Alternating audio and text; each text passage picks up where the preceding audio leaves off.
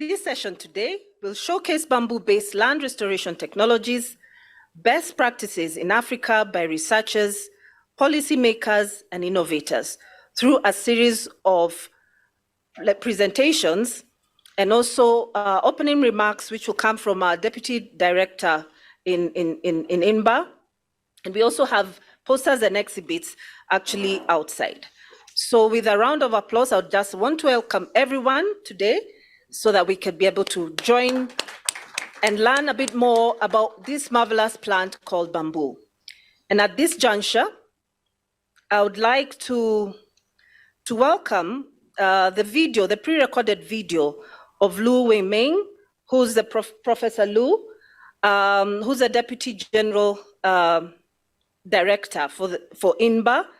And Professor Lu is a professor in forestry, policy and economics, and is also the director of the Division of International Cooperation of the Chinese Academy of Forestry. He's a pioneer of forest certification in China. He has provided quite a lot of technical support to China Forest Certification Scheme, where they've been able to develop scheme designs, standard developments, technical and policy researchers, and endorsing processes for this program of endorsing forest certification. He's currently also the Deputy Secretary General of the China Forest Certification Council. And I'd like the tech team maybe to play the video for the welcome remarks. With that, we could welcome that. Thank you very much.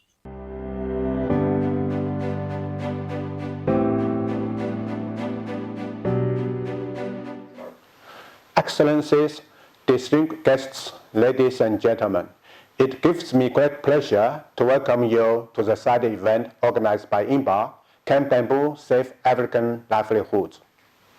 First, I would like to take this opportunity to thank the organizers of the Global Landscapes Forum for providing a platform to explore local solutions for climate change and the biodiversity crisis. The International Bamboo and Rattan Organization, INBA, is an intergovernmental development organization that promotes environmentally sustainable development using bamboo and rattan. It is currently made up of 50 member states. In addition to its headquarters in China, INBA has 5 regional offices in Cameroon, Ecuador, Ethiopia, Ghana, and India. INBA is the only international organization dedicated to harnessing the immense potential of bamboo and rattan to address a wide range of global challenges, including land restoration, climate change, poverty alleviation, biodiversity, plastic pollution, and more. Ladies and gentlemen, the climate crisis is already impacting every corner of the world. As we all know, people living in the poverty, especially those in rural areas dependent on natural resources, are most vulnerable to climate change. With the second largest rainforest in the world, Africa is a home to rich biodiversity. However, the continent is facing severe deforestation and land degradation. These are primarily driven by agricultural expansions, commercial logging, fieldwood harvesting, charcoal production, and the development of settlements. These activities significantly impact the sustainable livelihoods of people while accelerating climate change and weakening resilience. Over 75% of the arable land in Africa will be impacted by land degradation, which will worsen poverty and threaten livelihoods and economies across the continent. Bamboo can help address these challenges. Growing extensively in Africa, bamboo is found across 48 African countries. It stretches from Sudan to South Africa and from Senegal to Ethiopia. It is also found on the islands of Madagascar and Mauritius. Communities in these areas have traditionally used bamboo to make food, fodder, biomass, drink, household items, construction materials, and more. INBA's work across the global south shows that bamboo can be a nature-based solution for poverty alleviation, livelihood development, landscape management, biodiversity, and more. INBA projects in Cameroon, Ethiopia, Ghana, Kenya, Madagascar, Tanzania, and Uganda have built capacities and created enabling conditions to integrate bamboo into landscape restoration efforts, small and medium-scale enterprises development, as well as overall industry development for sustainable livelihood and income. Our efforts in Africa had paid off, leading to the formulation of dedicated bamboo development policies and strategies in Ethiopia, Ghana, Kenya, Madagascar, and Uganda. The real potential of bamboo in Africa is yet to be realized. However, our long history of project implementation has taught us important lessons that will be valuable for partners in Africa. Today's panel features distinguished presenters and speakers who will share their experiences on bamboo-based land restorations for jobs, income, climate change mitigation and adaptation, and environmental management. I wish the session a great success. Once again, on behalf of INBA, I welcome you all to the side event. Let us all join hands to promote bamboo as a versatile and critical tool for improving livelihoods across Africa. Thank you.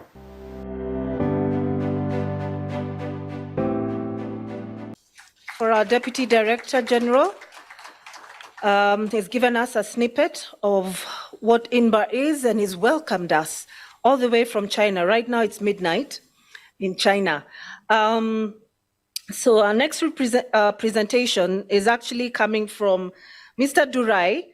And Durai is giving us a keynote speech, and he's the director of the global programs on bamboo in INBA.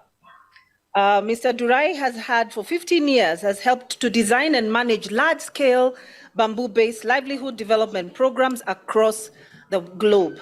This includes Cambodia, India, and a number of countries in Africa. Most recently, he was a project manager for the Dutch Sino-East African Bamboo Development Program, where I'm coordinating for Kenya. This is a trilateral initiative to enhance the development of bamboo sectors in Ethiopia, Kenya, and Uganda. Durai has had extensive knowledge and expertise in bamboo-based environmental development, capacity building, partnership development, and marketing. He has 2 masters, and mainly they are in social work from Madras University, and also another one on environmental science and policy from Clark University in the US. So with a round of applause, I would like to welcome him. I know he's logging in also from Beijing, but his PPT should be on anytime now. My presentation is on development of the bamboo globally.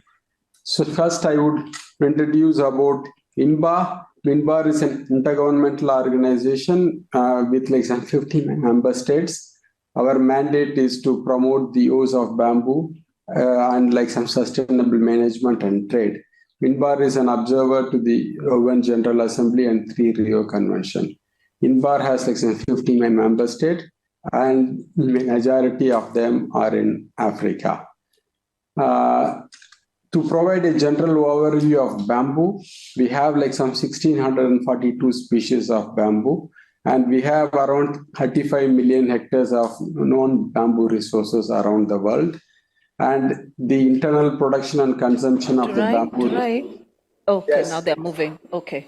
The slides were not moving. Okay, now they're moving. Okay. It's okay. So the internal consumption of the bamboo is about $70 billion US, with an international trade of about $3 billion US.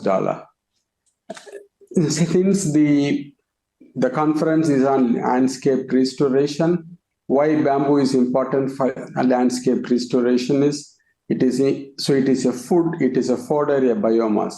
And for like suitable for the energy application. It is quite good for the soil and water conservation.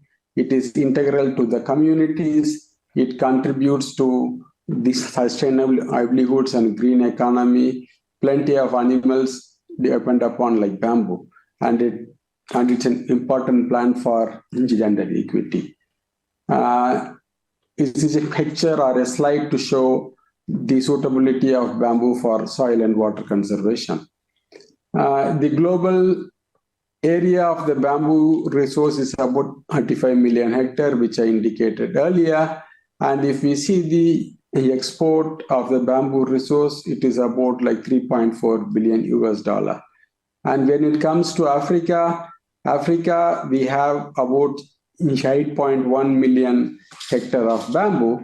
And based on the bamboo resource assessment we have done in Cameroon, Ethiopia, Madagascar, Tanzania, Kenya, Ghana, and Uganda, we have the bamboo resource.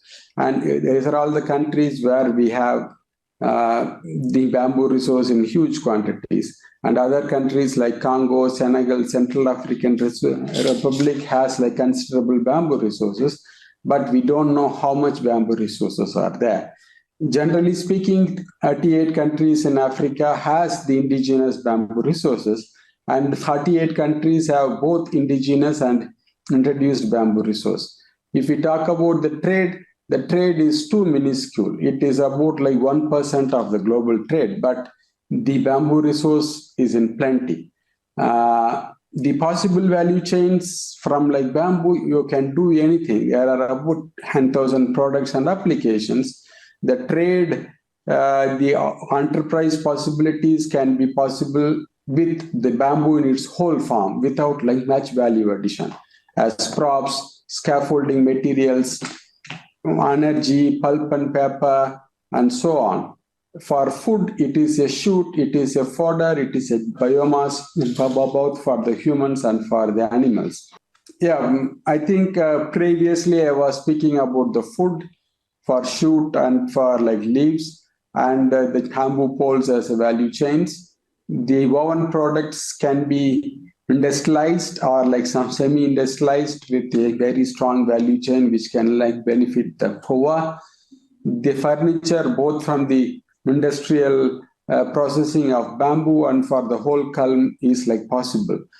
Producing a furniture at the industrial scale, producing a furniture at the household scale, at the small and medium scale enterprise is like quite possible. And the other important value chain is producing from the bamboo egg-based product, incense sticks, toothpicks, barbecue, chopsticks, or can be produced with like very simple like machineries and equipment. This is one of the value chain which is already there in Africa, and it can be upscaled like further. Then the fiber product producing textile like pulp and paper is like possible from like bamboo. And then the panel-based product, flooring, plywood, like veneer-based, scrimber board. There are so many technologies for producing the panel-based product, which are already there, like quite widespread. This is a picture of like a theater in China, where the furniture, where the flooring, where the walling, where the acoustic boards and all the components are produced from like bamboo. The kitchen and tableware, or go to a supermarket in Africa, you will find the kitchen and tableware produced from China. Stuff can be produced from like bamboo as well. Then the plastic alternatives like the single-use plastics are being developed in China, and it is already been promoted like on a wider scale. Like the bamboo as an energy, like the power plants, the cement industries can use the bamboo waste for producing steam, heat, and other things. And at the same time, technologies are being validated in Kenya, Uganda, Ethiopia, like Madagascar, to produce the bamboo briquette and pellet with like the bamboo.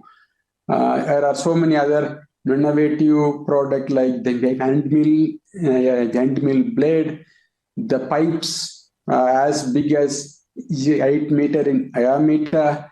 Train coaches are being produced with the bamboo coiling technology. There are so many biochemicals like the powder lignin are being produced in bamboo, which is used as like a food additive used in concrete and in like so many other applications. Like mattresses from the bamboo fiber, the veneer for the car interiors are also being produced now. As you know, the bamboo is like widely used in the construction sector, both in the whole form as well as in processed form. In the interest of time, I wanted to go fast, and at the same time, I want to provide a few thoughts for the participants there. To promote the bamboo industry, the key aspect what we have to focus on is to build the bamboo resource. Both build the bamboo resource, whichever is already there, and at the same time, the management of the bamboo resource is quite critical. If we want to expand the bamboo resource, we have to be very particular in identifying the species, the site, and the use which we are going to use for that particular species. Because as I said, there are like some 1600 species of bamboo. All the bamboo have different properties. So identifying the correct species is an important area which the country should focus on. We have to integrate the whole value chains with the vertical and horizontal linkages. By this, we can improve the product efficiency and product like profitability. For example, if you only set up an industry for producing the toothpick or the egg-based product, the biomass utilization is only like some 15%, and another 75 to 90% is being like wasted. So we have to build like a circular economy with a strong vertical and horizontal linkages so that we use the bamboo resources. The policy support and enabling framework is quite important. I would like to state that the countries like Ethiopia, Kenya, Uganda, Cameroon, Ghana, like Madagascar, they already have like bamboo policies and strategies in place.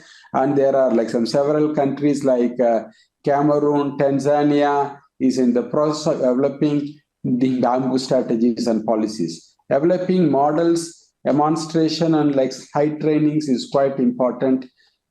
Before scaling up, it is important to create models so that the whole focus can be provided on the models, and then the scaling up can happen later on. The full utilization of the biomass is quite important. The personal and institutional capacity building is another important area which we should focus on. In the terms of market, we have to focus on domestic market demand first to build the scale and the robustness of the sector, and then we can cater to the international sector. So thank you very much for your attention, and in the interest of time, I stop here. So back to you, Ellie. Thank you, Durai, and we can give him a round of applause. Indeed, he's given us a snippet, a global view of how important bamboo is, where it's growing, and finally looking at the various aspects that we need to be promoting bamboo in our own countries and in our own spaces, whether we are concentrating on management, especially because for a long time people have grown bamboo for aesthetic value, but we need to harvest it and manage it for it to even thrive, for you to even get meaningful poles. Site species suitability as well, very important. Integrated value chains is, I think, something that we've also discovered that is very important. You just have to have integrated enterprises. Policy support. If without policy support, even in your countries, it becomes also very difficult to push forward and to have meaningful development. Demo plots definitely is something also to come looking into. Fuel utilization of biomass, because I think in Africa, we are still very dependent on biomass energy, either at domestic level or even industrial level. Lastly, I think he's also talked about raising capacity, because these are plants that people have not known how to use them fully. And then there are always innovations that are coming up every year. And the market development, because as much as we want to plant the bamboo, it's also important for environment. The farmer wants a livelihood out of it. And where is he selling the calms? So once again, a round of applause for Mr. Durai. And I just thank you so much. For the people online, And those here, I would like that you just pick questions and that we'll be able to pick them up at the end of the session. We have 5 presenters or presentations right now that will be moving into the different aspects in different countries. And I'd like them to come one by one. Starting off with Mr. Tom Obong Okello.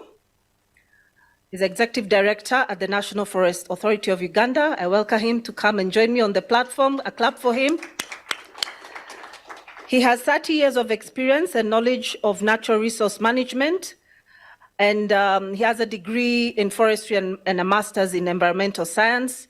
And when he joined the Forest Department in Uganda, he later moved to Uganda Wildlife Authority, and he's going to present to us a paper on national bamboo strategy and its influence on bamboo-based restoration in Uganda. Once again, welcome, Tom. Then virtually, I'll be joined by Dr. Jane Juguna, who's the Acting Director of the Kenya Forestry Research Institute. She's also in charge of the research and development in the Institute.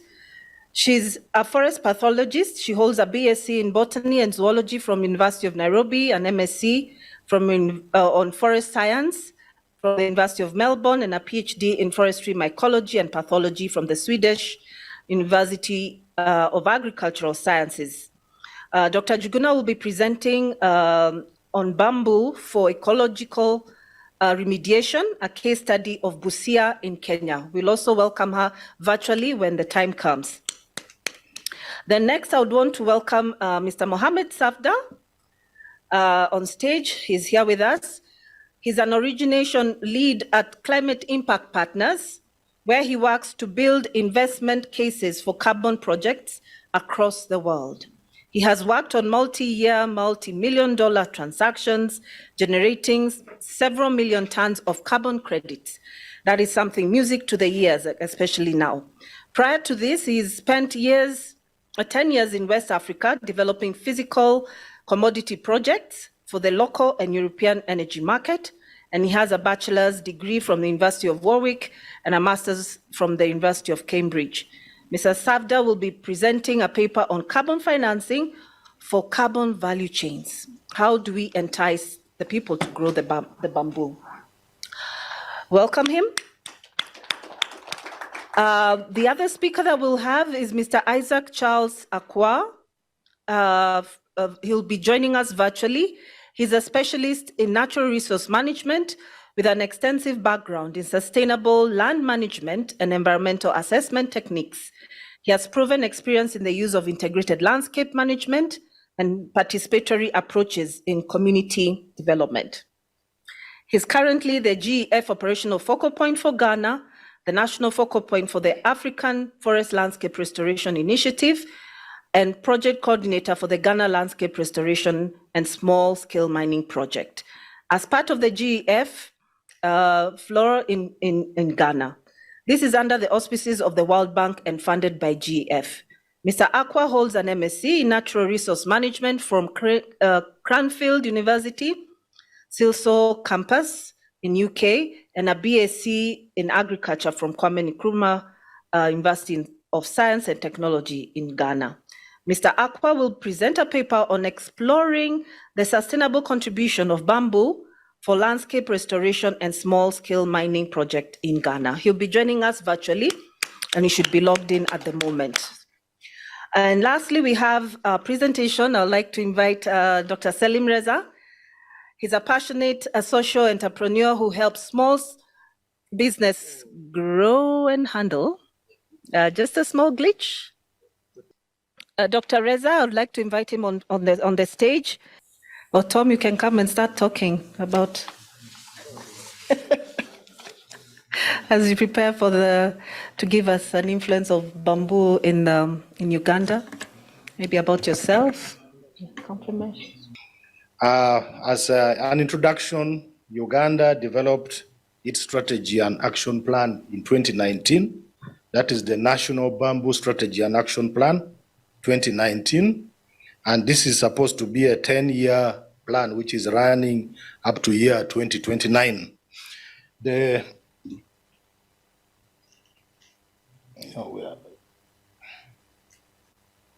The goal of the strategy and action plan is to ensure coordinated development of the bamboo industry to propel green economic development and also production of high-value bamboo products for the diverse markets. And our mission is to build a robust bamboo industry in Uganda by sustainably managing the bamboo resources and the high-value addition, which is going to contribute to the green jobs and also to enhance ecosystems services. We, as a country, developed this strategy with a plan, a target of planting and managing bamboo, which will contribute to about 15% of Ugandans' goal of restoring 2.5 million hectares of forest landscape by 2030. And the strategy will help to create 150,000 full-time jobs, producing 140 million bamboo poles each year.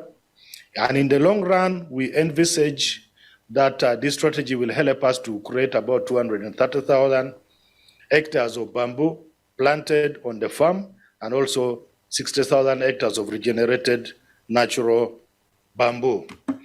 In Uganda, we have naturally occurring bamboo, which has been there for many years. We have two species, which is indigenous. One is the Oldenia alpina, which is the island bamboo, which is mainly found in the islands of Uganda, mainly found in Mount Elgon, Mount Rwenzori, and then in the windy Mugainga landscape on the southwestern part of the country. But also we have what we call the lowland bamboo, which is the Oxytenothera abyssinica, which is found in the rest of the country. Uganda has domesticated a number of bamboo species, and to date we have about 13 species, with Bambusa vulgaris and Dendrocalamus giganteus being the most successful domesticated bamboo species in the country. Bamboo is widely used by communities for sustenance and local uses. In the island area of Mount Elgon, which is neighboring Kenya, the communities there have been eating bamboo, I think, since the beginning of I don't know when. And locally it is referred to as malewa. It is the bamboo shoots which is eaten, and it is a delicacy within the people of that region. Existing bamboo value chains in the country so far includes the nurseries. We are developing bamboo nurseries, and then we also have bamboo poles. We have the bamboo shoots, which is eaten. I've already talked about it. We have bamboo furniture, which is the indigenous furniture, which was based on the indigenous knowledge, but also we have now the modern furniture being made out of bamboo. We have handcrafts and ornamentals, and also we have industrial products, which is at the demonstration stage. Now, let me talk about what we are doing under the strategy in as far as landscape restoration is concerned. I've already talked about this strategy is designed to improve the livelihoods of Ugandans, especially those living in the rural areas, through raising the incomes of the poor people and increasing the number of jobs. The strategy aims at creating an enabling environment to manage natural bamboo. We have about 55,000 hectares of naturally occurring bamboo, and most of it is on the protected areas, both the forest reserves and then the wildlife conservation area. And then also promoting bamboo plantations on government land, that is on the forest reserves, and then also on private land, and then producing and supplying quality planting materials across the country. One of the biggest challenges we are getting with development of the bamboo industry is the lack of quality planting materials. The restoration-related actions under the strategy is being implemented, including encouraging bamboo planting at the farm and boundary as shelter belts in the slopes, especially on raised grounds where we have slopes of more than 20%. We are planting bamboo around the water bodies, along the streams, and then also along the river banks, and then the lake shores. The national environment regulations provide for a 100-meter belt as a protected zone along the major lakes and the shoreline of the major lakes, and also provide for 30-meter belt as a protection zone along the major rivers. So these are being planted with bamboo as one of the protection strategies. We are also establishing bamboo plantation on the forest, in the forest reserves, but also developing it on farm. And then we are developing a network of bamboo planting materials. so that we can get what we require for planting. Now, what we have so far achieved by using bamboo, you can see that picture. That is one of the degraded forest reserves that have been restored with the bamboo. And then we are saying bamboo is suitable for landscape restoration because of its fast growth, its ecological protection and rehabilitation function, and then its strong root systems, the underground rhizomes which help to hold the soil.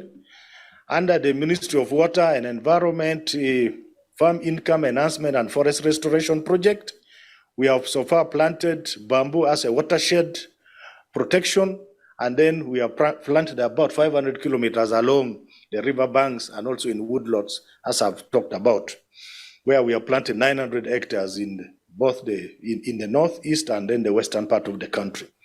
We have used bamboo as a restoration strategy. That is 75 hectares, which was restored in one of the forest reserves called Natayoko, and also another 75 hectares in Luamonda Forest Reserve. We have licensed private tree planters to do bamboo in the forest reserves. We have a Uganda Bamboo Association, which is striving to plant 500 hectares of bamboo, and then another group planting 2,000 hectares in the North Rwenzori forest reserves in the western part of the country. To date, we are saying we have several small older farmers that have planted about 2,700 hectares over the last 5 years. Now, we think and believe that when we use bamboo, we are going to use it for poverty reduction, for employment, and also for livelihood creation. And we are doing capacity building. We are training in entrepreneurship and business development. We are now introducing bamboo as one of the courses to be undertaken in the forestry college. We have one forestry college in Uganda, and the curriculum has already been developed to try to build capacity of the incoming and out of the coming foresters in bamboo agronomy, bamboo value chain development, and everything about bamboo.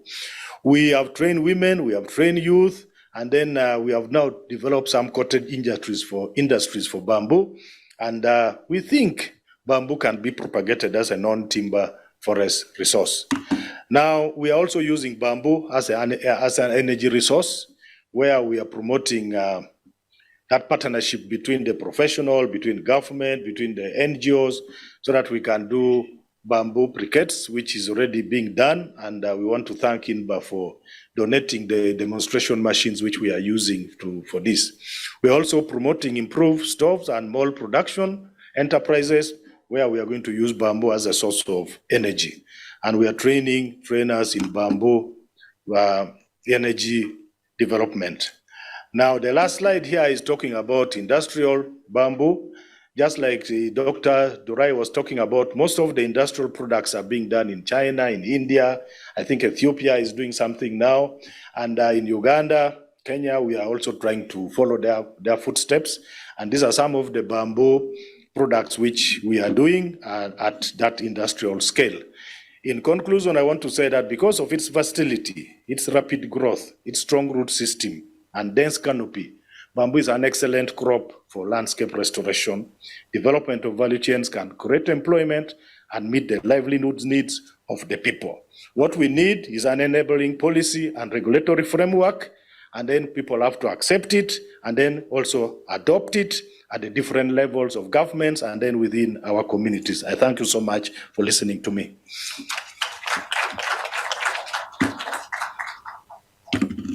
Yeah. Thank you.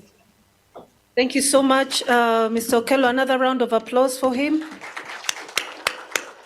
Giving us a snippet on your strategy on bamboo for Uganda, and based on the restoration model, and you're developing it as a green development, for green development. And you've also highlighted a bit of a challenge in terms of even getting planting material, but at least you've also highlighted also some achievements, which is commendable. And we trust that by 2029, when your 10-year strategy will be over, that we'll be celebrating a different outlook of the use of bamboo for land restoration in Uganda. Thank you so much. Another round of applause. The next speaker on stage, rather online, will be Dr. Jane Juguna, I trust she's just getting ready. And just like I'd introduced her, she's the acting director for the Kenya Forest Research Institute, and she's a forest pathologist by profession. Jane, can you hear us? Yes, I can hear you, Nelly. Okay. Can you If hear me also? Good. Yes, we can. So you can Okay. actually go ahead and upload. Thank you very much. Yes, good afternoon, everyone. My name is Dr. Jane Njuguna. I work with Nelly, and I work at the Kenya Forestry Research Institute. And I'm going to take a very short time on this one because I am riding on the good gospel of bamboo, starting from the keynote address from the bamboo experts and to my Ugandan neighbor. They've talked about the goodness of bamboo. So I just want to talk to us about one case study in one of our counties, which has been one of the star counties in terms of adopting, planting, and also developing enterprises in bamboo, and that is Busia County in Kenya. Okay, I want to start by saying that bamboo is the 16th crop in this country, and we thank our government for making it a cash crop and thereby really inspiring its growth and its also adoption among the Kenyan livelihoods. It's also one of the main interventions towards our goal in achieving 30% tree cover by 2032, out of which we expect 225 million seedlings of bamboo to be planted on about 150,000 hectares on private and public land. We also want to say that we have breakthrough in the tissue culture propagation of bamboo. And this, we commend our scientists for working tirelessly to ensure that we can mass produce bamboo for the cash crop adoption. Also, we know that once established, that bamboo grows over many years compared to for the normal forestry, which once you cut, it takes another 30 years to mature. In terms of bamboo, Busia County, Busia County is one of the 47 counties in Kenya, located in western Kenya, bordering Uganda. And we are looking at two ecosystems, that's River Zoya in Bundalangi and River Soyo in Sawa, and also a wetland that is in Busia. The Bundalangi, for those who know it, is famously known for its perpetual flooding every year, and where the communities suffer a lot. In this county, we find that the main livelihoods include agriculture and livestock, and pronounced is sand mining along the river valleys or along the river beds. We see a lot of charcoal production and harvesting of construction materials within the forest, and naturally then we end up with the forest degradation or deforestation. We note that these activities, especially the sand mining and over-harvesting of forest products, result in degradation, and therefore there is need for remediation, and therefore we are going to look at 3 cases where this has happened well. With the pictures that we have provided, we see that we have used bamboo on the left, on where my cursor is. We see previously how that landscape looked like, and this is mainly from sand harvesting.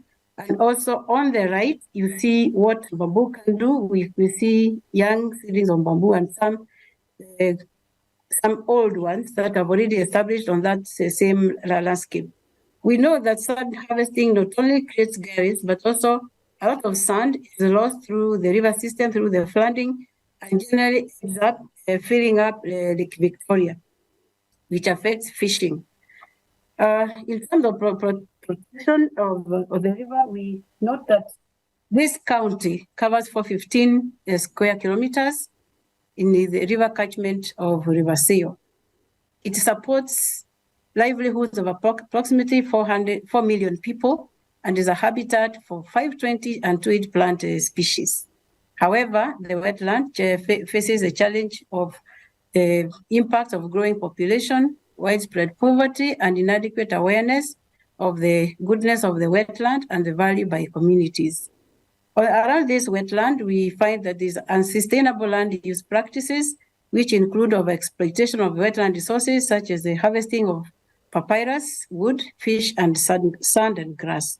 There is also uncontrolled water abstraction, pollution, and much more.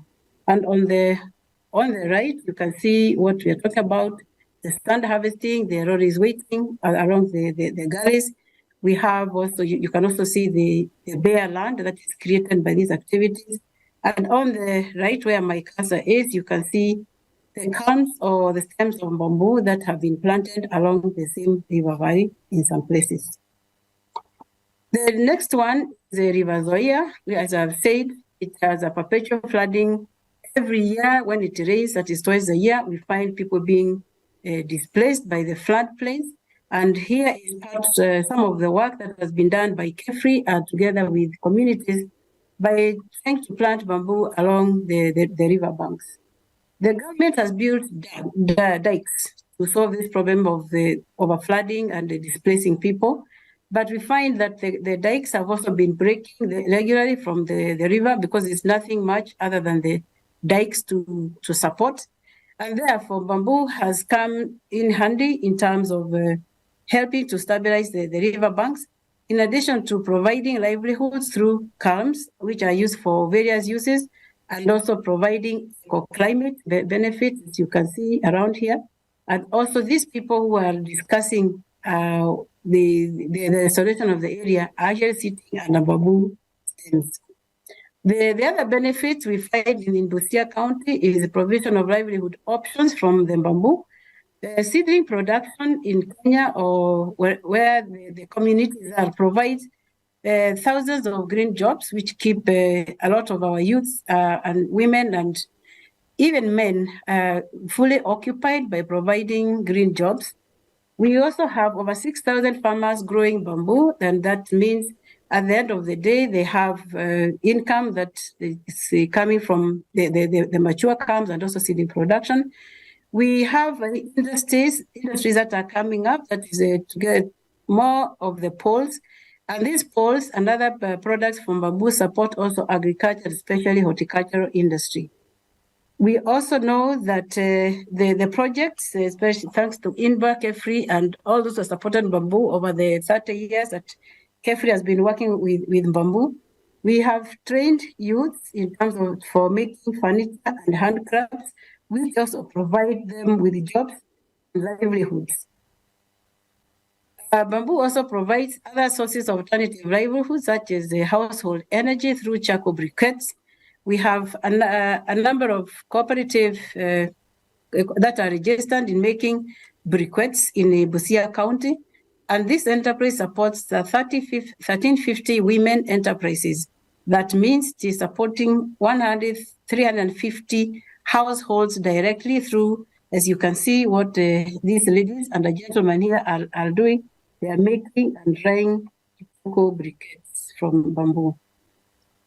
As a conclusion, we say that bamboo has unlimited potential in Kenya, especially also across the African savannas, because it is a grass, and we know that the African savannas are very vibrant in grasses, and therefore there is potential to extend the planting of bamboo in our lands, not just in Busia, but also in Kenya and within the region, and also across Africa. Bamboo, we have demonstrated that bamboo is useful in ecological remediation in the Kenyan landscape, not just Budalangi River. There are very many river ecosystems where we have worked in, and we have seen its usefulness in terms of stabilizing the river banks. And also Busia County has demonstrated that bamboo can be accepted or has been accepted by the community, and that they are running various livelihood activities and enterprises. Finally, the government of Kenya is supporting bamboo plantation establishment and enterprise development using the whole government and the whole society approach. Thank you. And I've said before, plant the future of your grandchildren by planting bamboo. Thank you very much.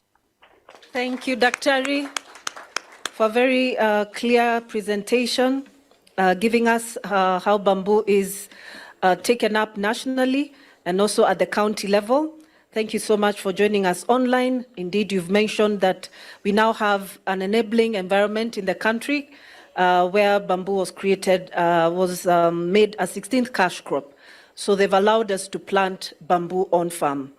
So even as we work on our national strategy, we've got also developments in also raising tissue culture protocols, especially for the plantlets that we need to enhance bamboo. One thing that we needed to add is that bamboo is now one of the plants that has been promoted and been targeted to raise the 15 billion seedlings in the next 10 years as Kenya, as a country, so that we can attain 30% tree cover as a nation. Thank you so much, Dr. for also demonstrating the usefulness for bamboo in the landscape and also creating livelihood options. Once again, another round of applause for Dr. Please note your questions so that we can be able to take them up at the end. So we still have two more presentations, three actually. We have Mohammed Safda. I would like to welcome him now. He's an origination lead at the Climate Impact Partners, and he'll be talking about carbon financing for bamboo value chains. Karibu. Thank you very much, friends. It feels like a Friday afternoon, no? It's quite late in the day. Everyone's quite tired. The attention span is waning, so you will be pleased to know that I am setting a timer to not speak for too long, and then I will let you go all very quickly. Thank you all for welcoming me. So my name is Mo. I work for an organization called Climate Impact Partners. We develop carbon projects across the world. So this is nature-based solutions like planting projects with bamboo, but also things like mangrove restoration projects, farmer-managed natural regeneration projects. We're also doing cook stove projects and water projects. So everything really along the carbon value chain. And I myself am working on a project alongside our friends at INBAR and alongside Tom and his colleagues in the Ugandan NFA to plant bamboo in the northern regions of Uganda, where alongside communities we are planting close to 10,000 hectares of bamboo, not a single species of bamboo, multiple species of bamboo, in order to create a value chain. So whilst I find presenting from these slides pretty boring, I wanted to give you a kind of story about what I saw and what I witnessed when I went to Uganda a couple of months ago to look at the project of working with local communities on the ground in order to see whether or not we can create the value chain which would create the ecosystem to create subsequently and finally a permanent carbon solution. So just to take a step back, how does carbon work in bamboo? So as the bamboo grass grows, and as it grows at the scale that we're looking to plant it at for a project like this, the bamboo sequesters carbon from the atmosphere. Once the bamboo is at a point where a farmer can harvest, they harvest a quarter of. I forgot to start my timer, friends. So if I take 5 more minutes, then I'm sorry, I take it back. So as the carbon is sequestered from the atmosphere and the bamboo gets to a point where the farmer can actually start to harvest it, they will harvest a quarter of the bamboo clump, and then as that time passes, that bamboo will grow back. So after 7 or 8 years, you end up having repeated this entire cycle, and you end up with a standing stock of carbon. So when we look at something which is about 10,000 hectares as a project, which is a lot of farmers to manage, because if you can imagine that smallholder farmers might have 1 or 2 hectares of bamboo each, you're looking at a project where you're managing 4,000 to 5,000 different farmers. That's 4,000 to 5,000 competing desires, wants, value chain creations, things that they need from the project, things that you can provide them to add value. So how does a carbon project add value to the community? So there's a number of things. So one of the core experiences that I had, actually probably in my agricultural plantation carbon development life, was in Uganda a couple of months ago when we were sitting under a tree with a community and we were doing kind of an FPIC process. So this is like a free and prior informed consent to show that the project that we are doing, how it might add value to communities, what kinds of things they wanted from the project, what we thought we could offer from financing a project like this. And people were saying that we have the land, and coming from, I myself live in London, and Climate Impact Partners is headquartered in Oxford. And we have this association of land equals wealth. And so when you think of land in this part of the world, you think of landed gentry and you think of everybody else as peasants and farmers working on this land. However, this conception was kind of flipped on its head when I was with these communities on the ground, where they were saying that we have land, but we don't have the money to develop this land. This land has been degraded over time as a consequence of either droughts, overgrazing, people not turning over the land accurately or properly. And so they need help with the resources to then make this land valuable again. So you have two competing issues. On the one hand, you have people that would like to make use of their land. They have the land, but not the capacity to use it. And then on the other end of this bamboo value chain, which all my friends have talked about before me, you have a world where bamboo is a required resource in so many different things, be it artisanal activities such as furniture manufacture, it might go into telegraph poles, it might go into constructions of buildings. But you know, as this market develops, I'm finding that people are using bamboo as a component in bioplastic. I met somebody that was using the bamboo as a production in kind of biodiesel production as well. So how do you marry this world on the one hand, where you have a complete and utter desire to utilize bamboo, where you have people that would require your help to grow bamboo, and how do you bring those worlds together? And the answer is that you have to provide the seed funding and the financing for the farmers on the ground in order to benefit from the value chain you create. So many end users of bamboo will set up pre-processing plants closer to the bamboo value chain. They just need someone to help the people on the ground in order to develop these value chains. So that's where we come in. We go in on the ground, we work with local implementation partners to fund these activities, to fund nurseries, to fund seedlings on the ground, to fund the capacity and value chain building of these projects. We do site surveys in order to make sure that the carbon project as a whole is according to the standards. And the core things that we look for in a carbon standard when we develop a project like this is whether or not the project is on the one hand additional, i.e. that without this financing, the project wouldn't have happened, and whether or not it's permanent, i.e. will the farmer maintain this project beyond the life of the bamboo crediting for the carbon standards. So for bamboo, we kind of realized that when we develop a project that has a value to it, i.e. you might be planting fruit trees, or you might be planting vegetable trees where farmers can obtain a value and sell them on the market. Right now, in this project in the north of Uganda, the farmers can indeed plant bamboo, and they can subsequently use bamboo for local things, and they can use bamboo for charcoal production. 10,000 hectares is a lot of bamboo. And so what do you do with it? So this is a little bit of an overview of the project that we're doing alongside INBA in the north of Uganda. I won't go through this, but it's just an indication of what I think is interesting in this map is that you see the pin of where the project is, and then you see Kampala in the south, where kind of the bamboo industry and the value chain generation really happens. So we met a lot of industrials in Kampala that would like to use bamboo, and we met a lot of people in the north in Agago that would like to grow bamboo, and that's a big gap between these two places. And so how do you encourage bamboo actors to set up pre-processing plants in the north, so that they can provide bamboo, and transport bamboo at a value which makes it economically feasible.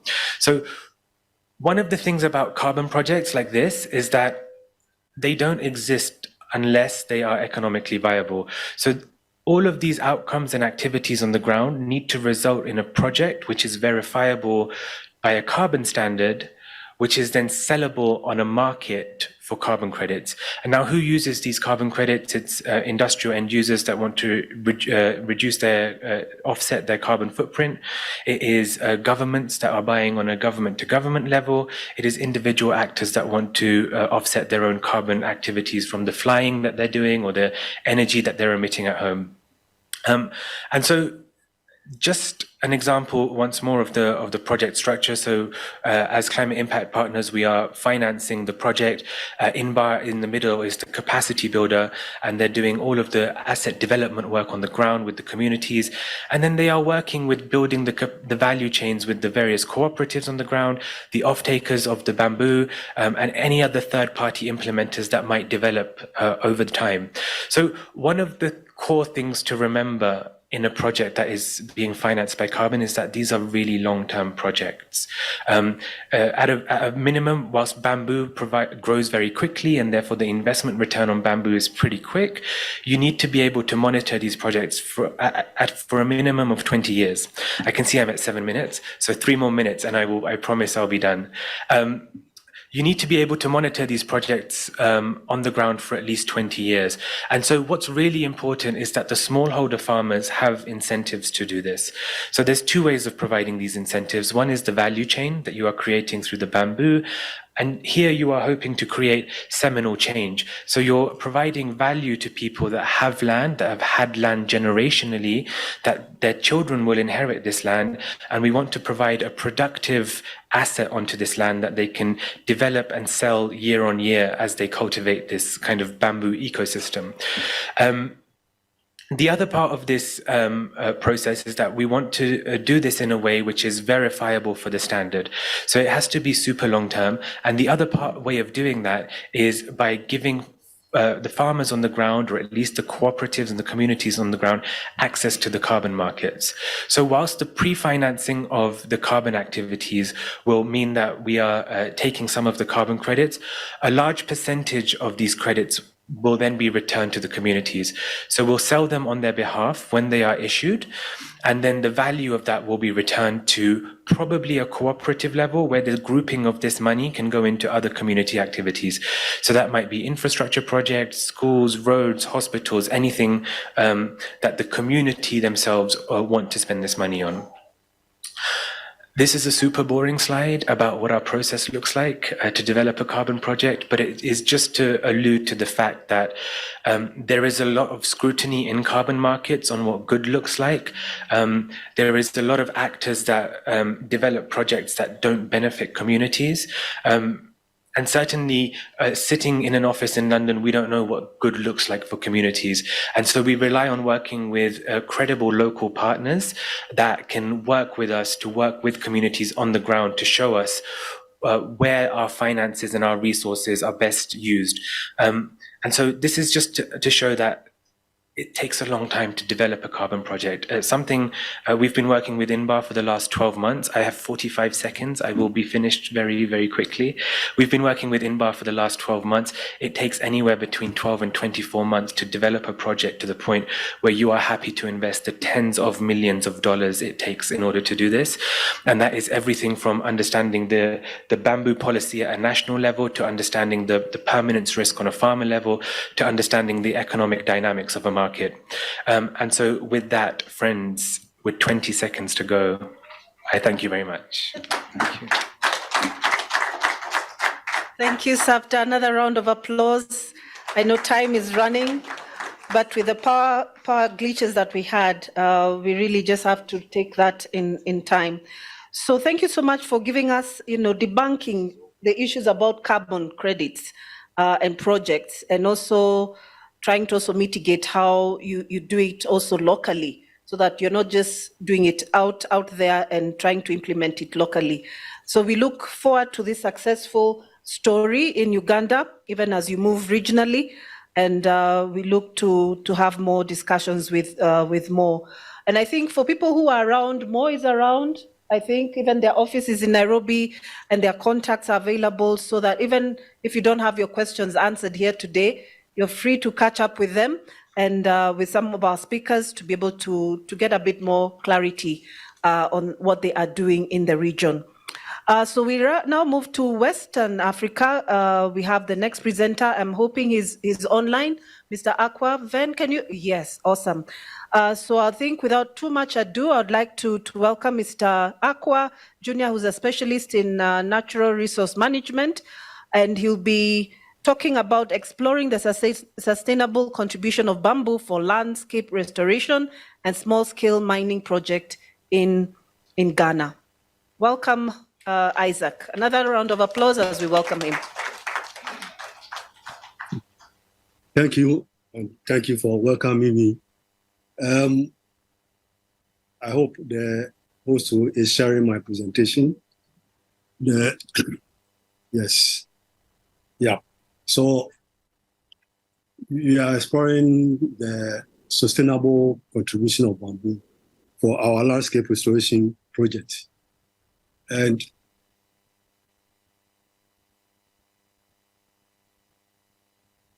implementing the sustainable, the Ghana Landscape Restoration Project, which is being funded by 4 multi-donors. One is the Global Environmental Facility, the Progreen Business, the Extractive Industry, the Progreen, and the Jeff. It's a grant, and then the World Bank IDA is a loan which Ghana government has contracted. And the project is a 6-year project with the objective of strengthening integrated natural resource management and increasing benefits to communities in targeted savanna and the cocoa forest landscape. The total value of the project is $103 million. Next. Yeah, we are using the Sow Basin as our project area, and geographically, the project is targeting 2 landscapes. You have the Northern Savannah Zone, where we have the Guinea Savannah Ecological Zone and the Sudan Savannah Ecological Zone. That's in the upper portion of the transitional zone. And then we have the cocoa forest landscape, which we are looking at the forest ecological zone within the Pra River Basin. And the project has been designed to use the basin and the landscape approach, and is focusing on 13 targeted basins. So the 13 basins are shown on the map. So that's what we are using in order to restore the landscape. And the problems that we are facing mostly is more of flash mining due to land degradation activity through our agricultural activities, mining, and mostly riparian vegetation that has been degraded. So we are having a lot of siltation within our river bodies. So anytime there is rains, we do have flash floods, and farmers lose a lot of their produce, and then in certain instances, they lose property and their life. Next. So we decided to use bamboo to establish riparian vegetation along the river banks.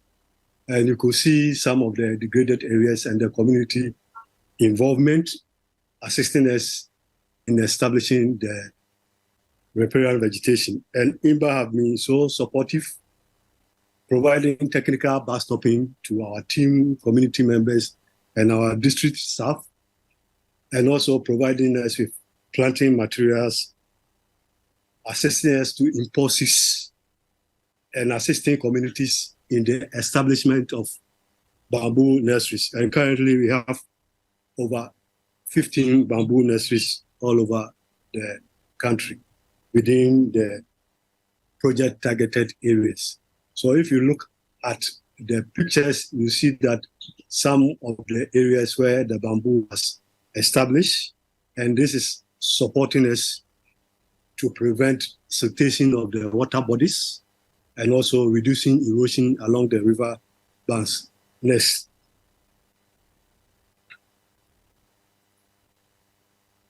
Next, please. So these are some of the bamboos that has been established. along the White Water, which supplies with our hydropower and some of its tributaries, that the Kupong, or in the northern Savannah zone.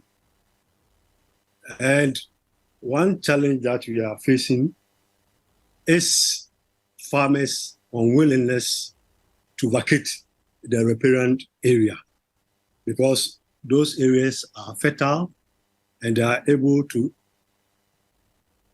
produce their vegetable cash crops, which gives them good money. And also the place is more fertile because of the floods. And looking at the cost of inorganic fertilizer and the tedious nature of developing organic fertilizer, they prefer using the riparian areas. So that's our main challenge. But now they've seen the problems that they are currently encountering due to flash floods, and they are now becoming supportive. So now we are moving from the piloting and improving to upscale these activities. So our bamboo establishment is not for commercial purposes, but is for ecological services to reduce siltation and erosion along our river bodies, and also improve the water quality within the water system so that we can get potable water. Next.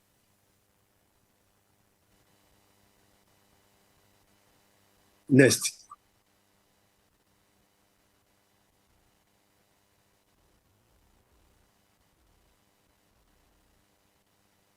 Yes.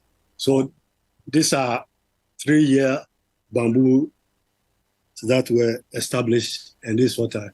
The project is a multi-sectorial project, which is being implemented by the Ministry of Environment, Science, Technology and Innovation, and the Ministry of Lands and Natural Resources. And the other beneficiary agencies are the Forestry Commission.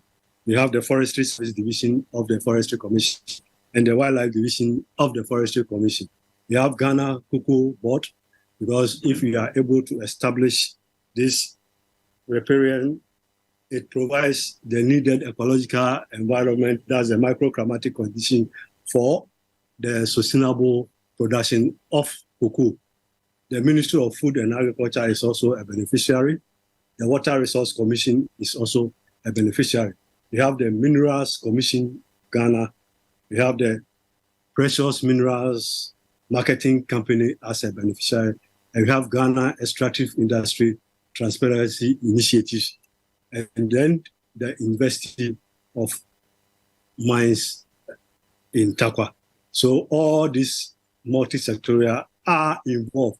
And we are currently using bamboo as a restoration material for degraded mine out areas where the land has been reclaimed.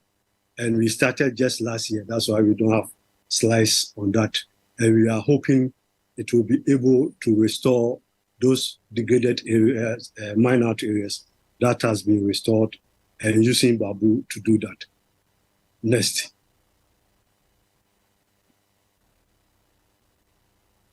So that's what we've managed to do in Ghana. And we are hoping with the support of IMBA, we will be able to upscale the activities. And by the next 10 years, all our water bodies will have bamboo as a riparian plant to ensure that siltation and erosion is reduced, improve our water quality, and ensure that the needed microclimatic conditions for agricultural production is improved, and also ecological services is provided. Thank you. Thank you so much, Waziri. Waziri is minister in Kenya. So much for joining us online, and actually even explaining how you are working in a multi-sectoral approach to try and use bamboo, especially for riverine protection. A key thing that I've noted is that you're also having the same challenges we have, trying to get farmers out of the riparian areas. As you say, those are fertile areas, and it would be very good to see to see who has been able to do that successfully. So another round of applause for Mr. Isaac Akwa. And now, last but not least, we have Dr. Selim Reza, who will be doing our last presentation on bamboo SME industry value chains propelling restoration. Karibu sana, Dr. Reza. Asante.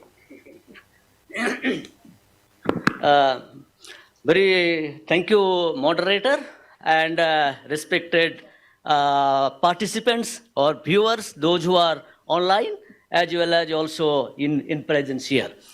Thank you very much for your patience. Bamboo, if you plant bamboo, you should have patience because it grows fast and also they have a lot of network system. Finally, maybe after my presentation, you may ask numbers of questions. You have, because you are a very curious people are sitting here. But before asking, going to the presentation, I have two questions to you, so that you will be also answer my questions. Then that will help to reply your question at the end of the our presentation. Now, one, you very honestly, how many of you have a bamboo product in your home? Please raise your hand. You have? Oh, very quite numbers. Very good. Thank you for one clapping for you. And number two, how many you have the bamboo plantation? Even small or big or small. How many of you have? That is very small. So that we have the scope for the plantation. So that is as a marketing man, we can think this is the opportunity for us for the in future for the plantation. This is the presentation related to how the bamboo plantation, because when we plant in morning, when there is a inauguration session, there is a lot of question was coming from how the small holders will get the benefit. This is the questions because we plant bamboo after that hot. So this is the only for this to address the issue. We need a strong value chain. How to develop the value chain from the micro level as well as the medium and the larger level. If every level we can improve the value chain, but we call the value chain is there. Not you are going to introduce new thing. Value chain is there. People are practicing value chain, but we need to upgrade. When you will upgrade it, they will be benefited. So in this context, then and that value chain, this is the future of this Africa that bamboo can address for your poverty and also environment and gender equality. This is the bamboo. You know it very well because everybody is in bamboo. It is the fast-growing plant. If you grow fast, and that is why if you harvest more, it is grow more. If you harvest more, grow more. If you don't harvest, it will not grow more. So it will be stagnant. So that you have to, when you plant, when you promote bamboo, you have to harvest. First, you have to keep in your mind. Second thing, it is a hardy and climate resilience. Because outside is the bamboo is very strong. Inside is very soft. So your outside is maybe strong, but inside you're very soft to plant bamboo. Second is the diverse product range. As per the INBAR study, we have more than 10,000 products. You can start the low value to high and high value to low end products. Because in any time, you can address, you can capture different kinds of the buyers, different kinds of consumers as per your choice. So that even in our opening speech, Mr. Jayaraman Durai have given the high end and low end products. So that there is a strong value chain that is the future of the Africa of the bamboo. Second thing, the enormous intangible benefits. Like you can do the carbon credit, you can do for the medicine, you can do for the plastic, bioplastic products, anything you can do. Whatever you think, whatever you have dream, you can think for the bamboo. Second thing, it has the future for the Africa. Second thing is the optimum green jobs, because in morning there was the opening session in that we saw the people are talking about how to create the green job for the green people, green job, green industry. And we are also adding another word, green financing, how to do it. So everything needs a green. If you want to green for the future, vision of the world, earth, vision, because what are the vision for this, only the bamboo for the greening. So that you have to think for bamboo for the greenery, for that can be your result for your future. Now, second thing, then how the restoration can be done through bamboo. When you think bamboo in investors or a planters or a small scale of farm holders, you need some benefit, because at the end of the day you need the money, because they're just saying that there is the money is like a blood for like an organization. So that if you need the money at the end of the day, so that you can do this bamboo plantation, this is the restoration we can address the 4 angles. One is that is the environmental management. Second thing, livelihood promotion. Third, you can do for the bamboo from the farming system development. And last is the bioenergy. This is the four, like your 2 hands and 2 legs. So in that way, you can think your restoration arrangement of the bamboo. There is some photographs how it is happening in and around Africa. So this is the future of the bamboo for the restoration. Second thing now, what is the rationality behind it to promote the bamboo value chain of SME, small scale, as well as the large scale? Because it facilitates the livelihood business opportunity. Because always you talk, it is not the grants, it is the business. So that smallholder farmers, when they plant the bamboo, they should think it is the business. My previous speakers, he was talking how the smallholder farmers get the carbon credit from the bamboo. So at the very beginning, he should think and inject in his mind, it is a business and livelihood. Business, livelihood.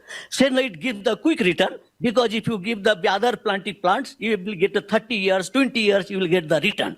But if you plant bamboo, after 3 to 4 years, you will get the return. It is like ATM bank. If you go for money, if you go to the bank, if you punch, you get money. Similarly, you can get money from the bamboo if you plant bamboo like a ATM bank or fishing pond. This day before yesterday, I was in a Busia, some village. So that one of the former minister, he's fishing, doing the fishing in a pond. So I asked, how are you doing? Because the cash income I can get. So bamboo is a cash crop, you can get money. When you need money, you can go to the bank, you can get. Similarly, when you get the money, the smallholder farmers cut bamboo, sell it, you can get it. Second, exploit the traditional knowledge and skills. There is one also in morning what I was talking, how the traditional knowledge and skill can be encashed for the livelihood improvement. Like our brothers and sisters from the Maasai land, how they're struggling for this, so you can get. Finally, it has the 3 major angles you can address. One is environmental management, gender equality, and also the livelihood promotion. Gender in bamboo, it is a very clear thing. It is there in a gender. Because planting bamboo by the women, harvesting by the male and female, and the protection by the women, and also when the weaving, making some product by male and female, selling by the women. So these are the clear gender equality there, so that, and already on build.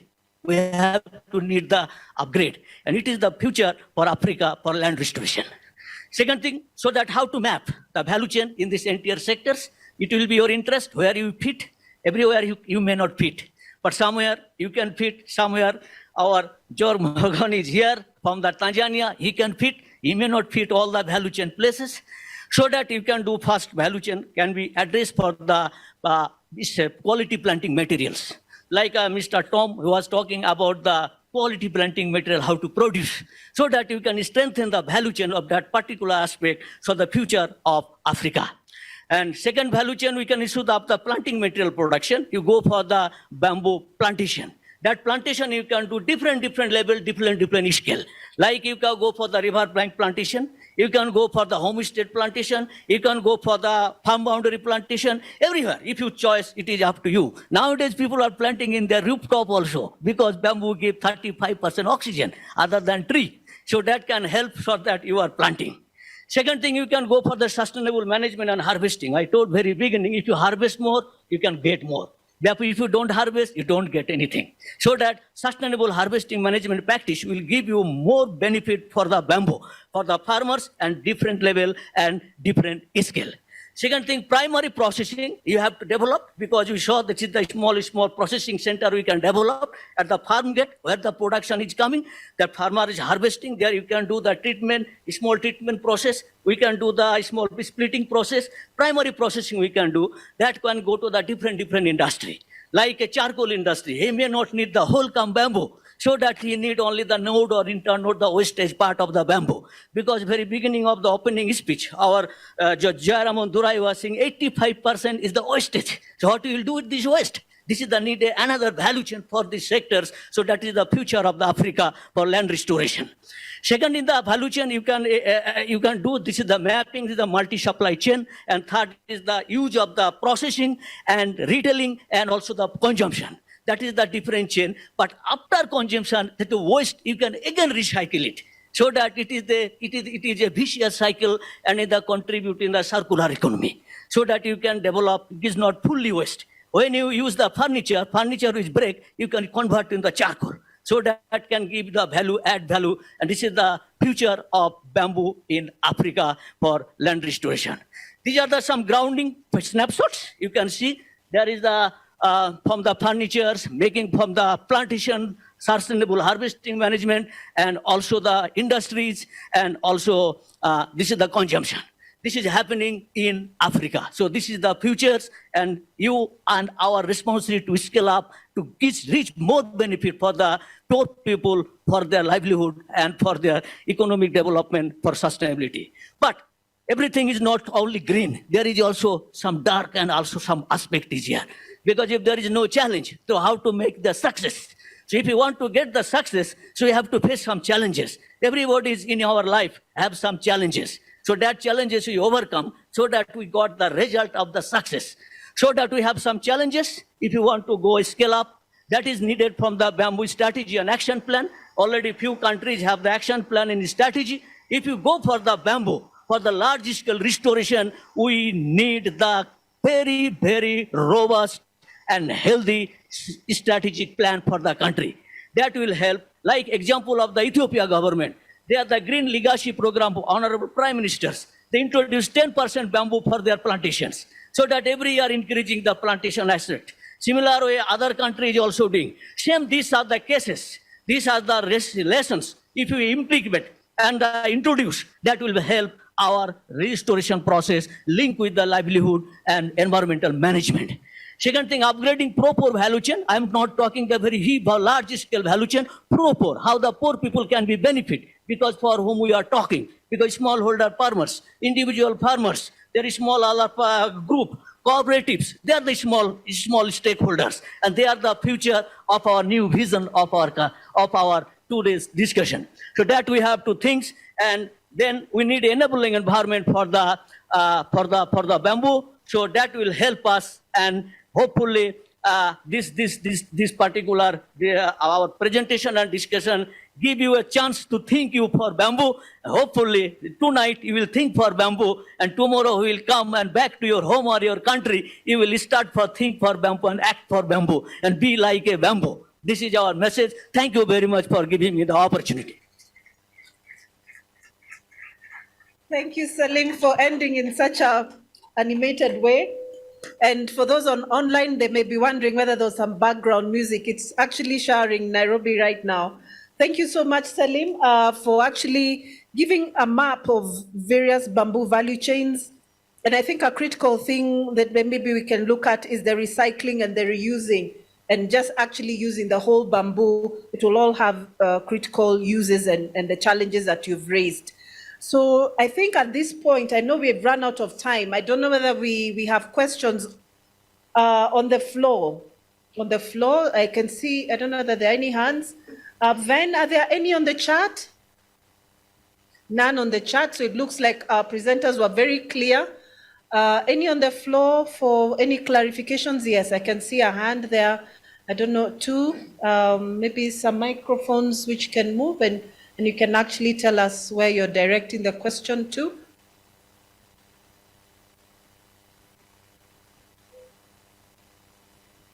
can state your name and where you're coming from and who you're directing the question. Is the microphone on? It's not on.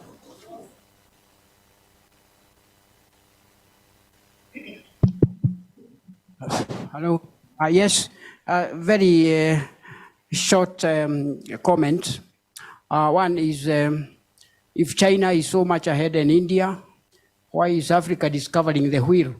There is so much bamboo at individual levels in the farms, but we don't have any factory in Nairobi or Thika in this part of the world, so that where we can sell. We are actually frustrated. We are cutting them down because of lack of market. The other one is carbon sequencing. The TIST, who are already in Kenya, they don't buy, they don't accept bamboo. So I don't know whether it's possible to do that. You commented about land tenure in Kenya, especially along the riverines. The riparian area is a major challenge. Me and this lady here, we are restoring the Thika River Basin, And this is a very good plant, but we are constrained because of the regulations that are in place, conflicting laws, and they would like that addressed. Finally, the solid bamboo, we would like to have more of that because it's better than the dracaramas. Thank you. Please state your name. You didn't tell us your name. Eliud Kimani from Moranga, near Dakaine Dam. We supply you with water. Thank you. Thank you, Eliud. I know there's a question on market. Maybe I can give Sally, maybe he'll answer that one. The issue of teased carbon, yeah, and the land tenure, I think I can try and see if there's somebody we can talk about that. And the issue of solid bamboo, that's an exotic in Kenya. But anyway, let's take another question. Good evening. Good evening. Yes, good evening, everyone. Thank you for all your presentations. My question is for Selim and the INBAR. So it's been, I'm Max Fontaine from Madagascar. It's been maybe 1 year and a half that we've been preparing for a bamboo project, a bamboo plantation with the optic of transforming it locally. So now our project is ready, our two nurseries are ready. We are going to plant the seedlings for 72 hectares in January. I would like to know how we could collaborate with INBAR in terms of capacity building. Could it be on the project management or processing? And you showed market analysis for countries such as Kenya, Ethiopia, Uganda. Do you have any similar document from Madagascar? If not, how could we work together to analyze our market potential and how far we can go in the value chain for bamboo processing in Madagascar? Thank you. Thank you. I think then we can take those questions for now. Selim, you can start, yes. Thank you very much for your interest. We had a project in Madagascar. So we did in Antananarivo, then these are southern part, a lot of places we work. And there is a very good result and impact is there. And now in our project, we established one biochar industry, now another 2 industry coming up. You might be also very much happy to know that that gasifier, because Madagascar have that tremendous problem of the electricity. So that now they're using my bamboo gasifier. One is working very successful, another 2 is incoming Tamatoba. So this area it is coming up. We are very happy. INBAR always believe in partnership. Partnership we can grow. People can grow individually. So we always believe in the partnership for networking, and that is going on. And earlier we are very happy and will be very happy to support technically. We are already supporting. There is a Madagascar bamboo development there in Mdepa. These JAIP and these people are working very good job. And other agency also come up nowadays, and we are supporting that technically for different aspect, like some studies, exposure visit, and also the capacity building for the different level. We will be very happy if you keep touch, and we will be further happy to work with you for the promote bamboo in Madagascar. Second question, our great man is here.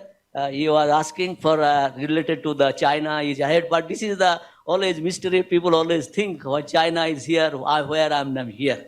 Because people grow like this, because you can't grow at one day like this, like a bamboo. That will be the reverse. That is why we talk, there is the relationship between the bamboo and human being. When the bamboo is grow, there is a lot of starch, and human being is the bamboo, there is the sugar content. So our age is increasing, the sugar is increasing, and bamboo age is increasing, sugar is decreasing. So it is the reverse, the relationship with the bamboo and human being. So but China, they started this bamboo activities around 30-40 years back. And now we are talking now. So we have to think that is the good learning for us from the China, from where they started and where they are now ending. So that ending will be our starting point. So that lot of learning we are getting through South-South knowledge transfer always we are doing. Whatever you have seen in my PPT and also of my the director global programs, Jairam Mandura, he has given the presentation. Lot of things are happening. This is the replication from the India and China. Hopefully in future more technology will come that will help for the penetrate the market.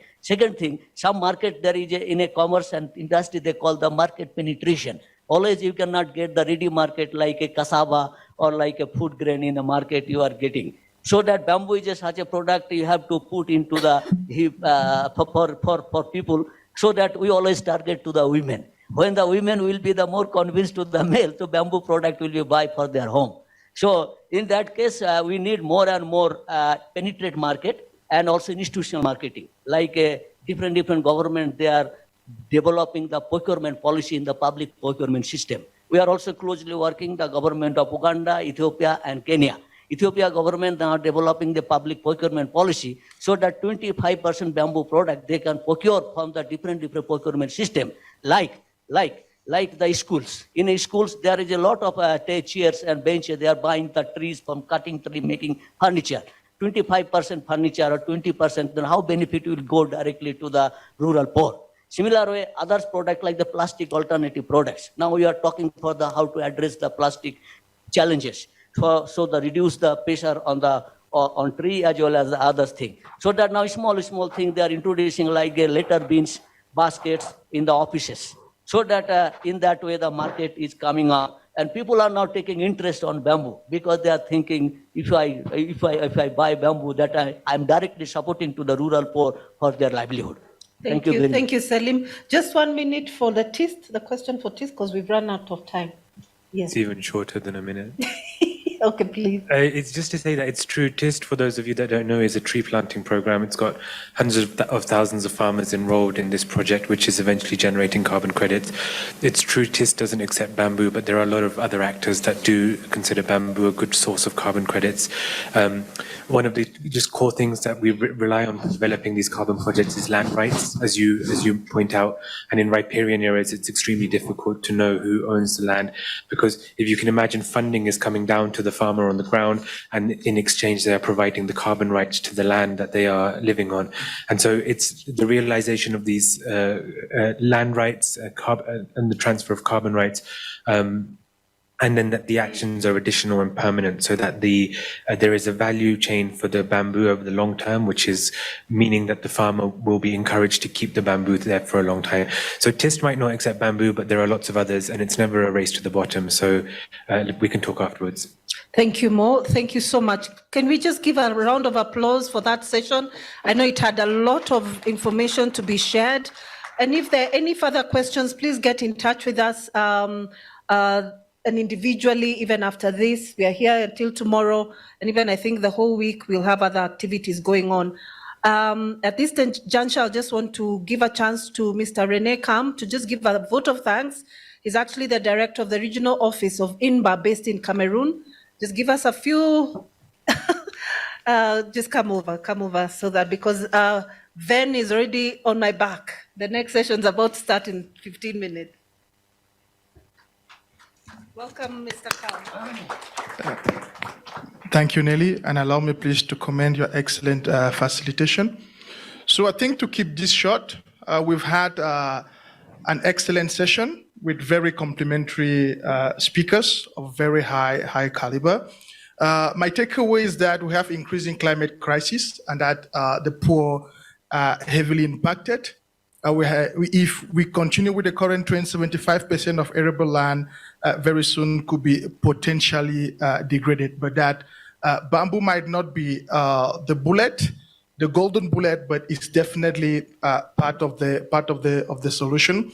And we know that to be able to harness the potential of bamboo, there are certain value chains that we can tap into it. We've talked about woven product, fiber product, panel-based, kitchenwares, plasticwares, and that the preliminaries, as said by Durai, would be to work on key resource development. That would be managing existing bamboo, but also establishing new ones, going through policy and market access. What I also take away from here is the potential of South-South cooperation between countries that have spoken today.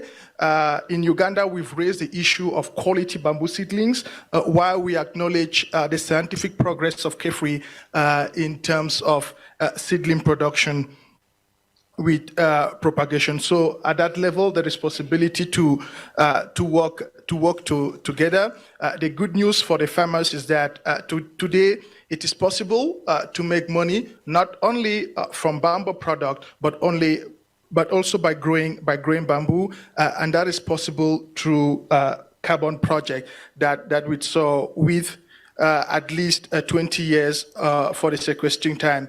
And for that, Mohammed emphasized that it is very important to have a very comprehensive incentive in terms of value chain resources that should come back to the people, and also to be able to tap in the money available in the climate crisis. It is quite a challenge to summarize the energetic presentation of my brother Selim, but what I take away is that we need to work on pro-poor bamboo value chain and try to create a circular economy where waste generated by a certain value chain could be reused by the following value chain. So in short, I would like to summarize this session by quoting Dr. Jane, who said that if you want to plan for the future of your great-grandchildren, you should plant bamboo today. Thank you.